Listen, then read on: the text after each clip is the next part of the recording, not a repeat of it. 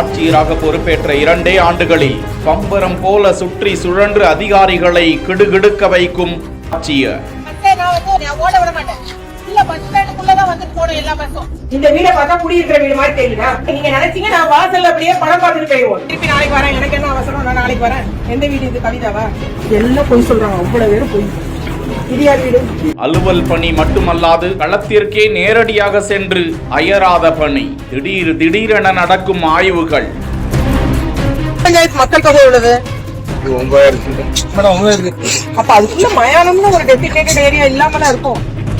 VAO தொடங்கி உயர் அதிகாரிகள் வரை கேள்வி கணைகளால் துளைத்தெடுக்கும் ஆட்சியர். மக்களுக்கான ஆட்சியராக செயல்பட்டு வரும் உமா ஐஏஎஸ் யார்?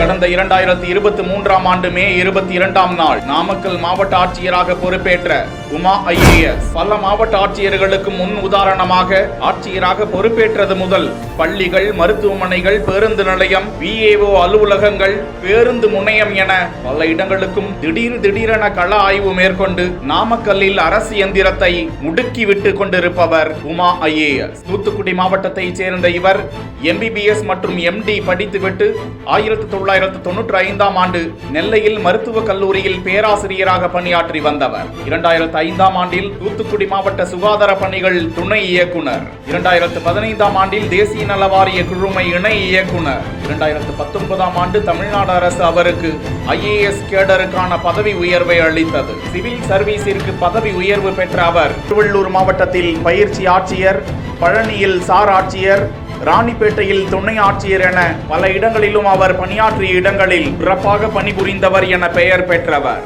தொடர்ந்து சுகாதாரத்துறை திட்ட இயக்குனர், முதலமைச்சர் காப்பீடு திட்டம், ஆம்புலன்ஸ் சேவை திட்ட இயக்குனர் என சுற்றி சுழன்று பணியாற்றியவர். கொரோனா பெருந்தொற்றின் போது மாநில அளவில் சென்னையில் வார் ரூமில் படுக்கை மேலாண்மைக்கான கண்காணிப்பு அதிகாரியாகவும் தன்னலம் பாராது கண்ணயராது பாடுபட்டவர். இவரது தலைமையின் கீழ் CMCHS திட்டத்தில் தமிழக அரசின் பங்கு முதல் முறையாக 48% உயர்வடைந்தது. அவருக்கு நட்சத்திர அந்தஸ்து அதிகாரியாக கவனத்தை பெற்று தந்தது. சாமானியர்களுக்கு ஒரு பிரச்சனை என்றால் களத்திற்கே சென்று ஆய்வு செய்து அதிகாரிகளிடம் பல கேள்விகளை எழுப்பி நாமக்கல்லில் தற்போது சிறப்பாக செயல்பட்டு கொண்டிருக்கும் ஆட்சியருக்கு பாராட்டுக்கள் குவிந்து வருகின்றன.